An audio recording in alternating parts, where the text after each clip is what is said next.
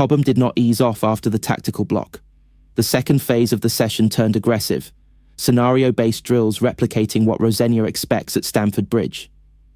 Coaches instructed the defensive unit to deal with early diagonal deliveries and second balls under pressure.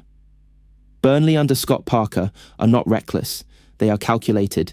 They press in bursts, force rushed clearances, then flood the midfield zone to win knockdowns.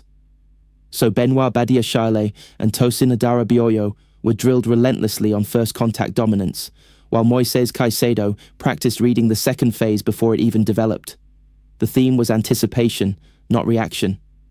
In possession, the emphasis shifted to tempo variation. Against a side that defends deep and narrow, rhythm becomes a weapon.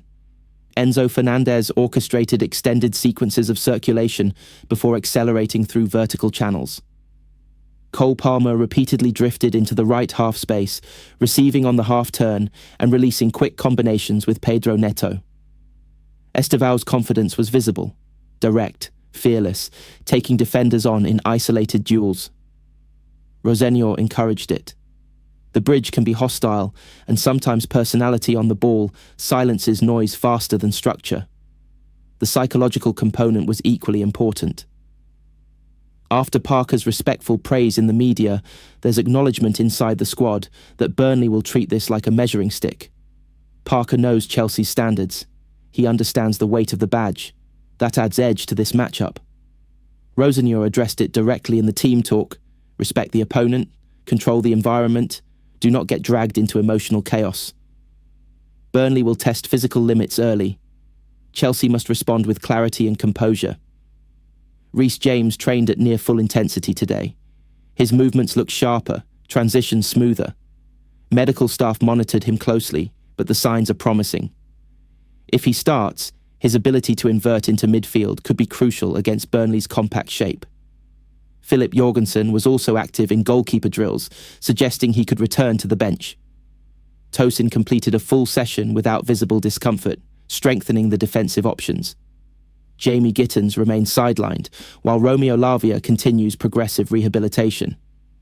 Levi Colwill and Dario Isugo are still longer-term absentees, but the overall squad depth feels steadier than it did weeks ago. Up front, João Pedro's finishing session was clinical. Near-post darts, delayed back-post arrivals, rebounds, every scenario rehearsed. Burnley's defensive record suggests they concede fewer clear openings, but can struggle with sustained pressure. Chelsea are preparing to flood the box with intelligent movement rather than hopeful crosses. Neto even rotated centrally during part of the session, rehearsing that false nine variation that unsettled Barcelona earlier in the campaign. Flexibility could be key. The energy level across training suggests belief is rising again. The win over Wolves reignited momentum. Champions League qualification removed distraction. Now it is about domestic authority. Manchester United and Liverpool remain tight competitors in the race for European positions. Dropping points now would reopen doubt. Winning at home would reinforce narrative. Chelsea are stabilising under Rosenior and accelerating towards something serious. Chelsea could be about to enter a serious transfer battle, and this one involves one of the Premier League's most explosive young attackers. But here's the twist. Morgan Rogers' camp have just responded. Chelsea's summer planning is accelerating, and one name is rising rapidly inside recruitment discussions: Morgan Rogers. The 23-year-old has emerged as one of the Premier League's most unpredictable attacking midfielders this season, and speculation linking him to Stamford Bridge refuses to fade. But now, a new development changes the tone. Recent reports claimed that Liverpool FC had already held talks with Rogers regarding a potential summer move. That would immediately escalate the situation into a bidding war. However, according to Team Talk, people close to Rogers have denied those discussions entirely, not just with Liverpool, with anyone. That includes Chelsea. On the surface, that cools the noise. But beneath the surface, it actually strengthens Chelsea's position. Because here's the key detail. Chelsea's co-director of recruitment, Joe Shields, is reportedly pushing internally for the move. And when Shields identifies a profile early, history shows the club tends to act decisively. Rogers fits multiple structural priorities. But let's go deeper than surface-level scouting. The underlying data is compelling. According to FOTMob metrics, Rodgers' expected goals, XG, this season sits at just 4.87 in the Premier League. He has scored 8. That's not marginal overperformance, that's clinical variance. It suggests finishing quality from suboptimal positions. Long-range strikes, low probability attempts converted. Players who consistently outperform XG tend to possess either elite shot technique or exceptional composure under pressure. Rodgers has shown flashes of both. This is particularly important for Chelsea. One of the recurring criticisms of the Blues in recent seasons has been inefficiency in front of goal. Dominant possession phases, high shot volume, limited conversion. Rodgers alters that dynamic. He does not rely solely on high-quality chances created by others. He can manufacture goals from half spaces, from transitional moments, from broken structure. That unpredictability adds a new attacking dimension. Now, let's discuss cost. Aston Villa have no desire to sell. Rodgers is a core piece of their forward structure. He's English, still developing, and already delivering tangible output. If a release clause exists in his new contract, as suggested by journalist Simon Phillips, that changes the leverage equation dramatically. Without one, negotiations could push toward premium territory north of £60 million. Chelsea must decide whether he represents incremental improvement or transformational value. And here's where the Liverpool denial matters again. If Rodgers' camp are publicly distancing themselves from talks, it protects negotiating power. It avoids inflating the market prematurely. It reduces urgency-based bidding wars. From Chelsea's perspective, that's advantageous. But tactically, does he fit? Under Liam Rosenior, Chelsea's attacking structure has become more fluid. Wide players invert. Midfielders rotate into half spaces. Central forwards drift to create overloads. Rodgers thrives in that environment. He is comfortable operating as a number 10, an inverted winger, or even in a free-roaming attacking role. His physical profile allows him to carry the ball through contact, something Chelsea occasionally lack against low blocks. Importantly, he also tracks back. His defensive contribution is underrated. That matters in Rosenior's pressing model. Now compare this with internal options. João Pedro offers fluidity and pressing intelligence. Estevao Willian offers creative explosiveness. Alejandro Garnacho offers direct verticality. Rodgers offers power plus end product plus positional adaptability. He may not be the flashiest name in Europe, but he might be one of the most structurally sensible. And let's address psychology. Chelsea recently missed out on Jeremy Jacquet to a Premier League rival. Recruitment battles matter. Perception matters. Winning this race, especially if Liverpool circle again, would signal authority. It would demonstrate that Chelsea can still attract elite domestic talent competing at the highest Premier League level. And there's one more element. Rodgers is outperforming his XG significantly, but is that sustainable? That's the risk analysis. Overperformance can regress, or it can signal a player entering his prime finishing phase. Chelsea's data department will be dissecting shot maps, body positioning, pressure metrics, and repeatability of scoring patterns. This won't be emotional. It will be computational. If internal modelling projects sustained output, expect aggressive movement. If regression risk is flagged, expect caution. Either way, the denial of talks does not close the door. It simply delays the noise. Chelsea are watching. Liverpool are watching. Villa are holding firm. And Morgan Rodgers sits at the centre of it. This could become one of the most intriguing domestic transfer battles of the summer. So here's the question. If you had to choose one attacking addition this summer, are you taking Morgan Rodgers over a traditional number 9? Is he the missing piece, or just another name in the market noise? Drop your take below, and subscribe to Chelsea Daily Buzz. Chelsea's striker shortlist is expanding again, and this one carries serious ceiling potential. The latest name gaining traction is Igor Thiago of Brentford.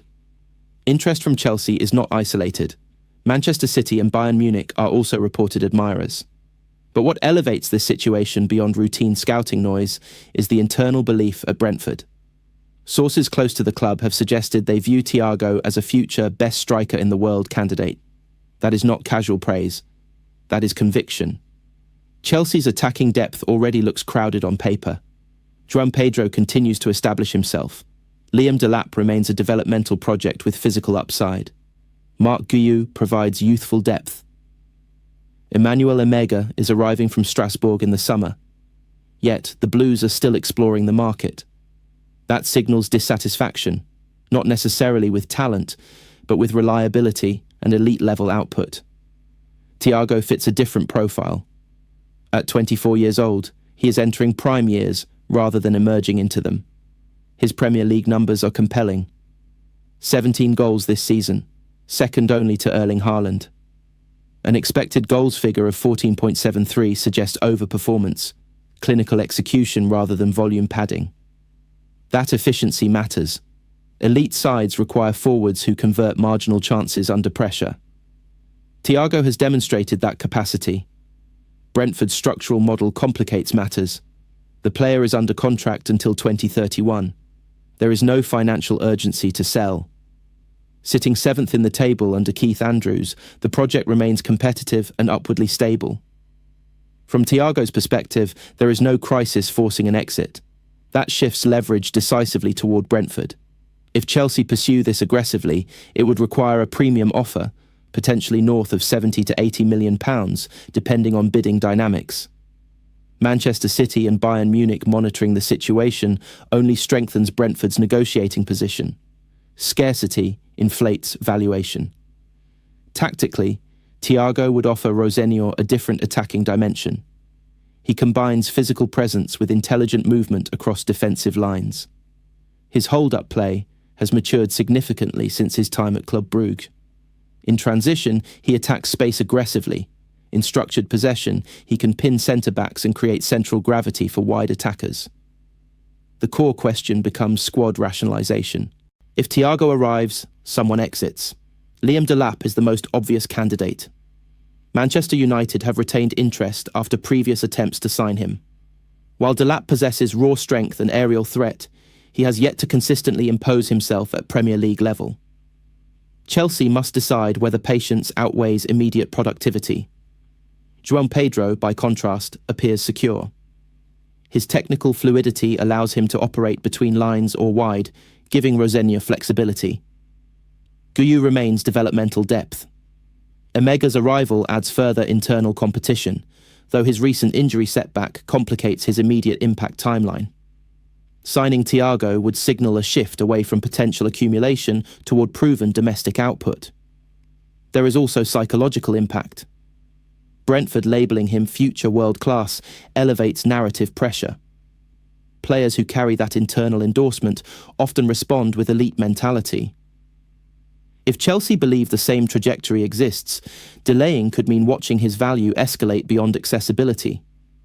Comparison inevitably extends to Julian Alvarez as well. Alvarez offers Champions League pedigree and multi-system adaptability. Thiago offers Premier League acclimatisation and peak age efficiency. The strategic trade-off is subtle but important. Adaptation risk versus valuation risk. Chelsea's broader objective remains clear: closing competitive distance with Arsenal and Manchester City. To do that, elite goal production is non-negotiable. 17 league goals in February is not projection. It is tangible output. Financially, this would not be opportunistic. It would be assertive. Brentford will resist. The contract length protects them. But if Chelsea want a striker already thriving within the league's physical and tactical demands, Thiago presents a compelling case. The decisive factor will be conviction. If the internal recruitment data supports Brentford's bold assessment, hesitation becomes costly. Elite forwards rarely become cheaper over time. Let me know what you think of this decision in the comments, like and subscribe.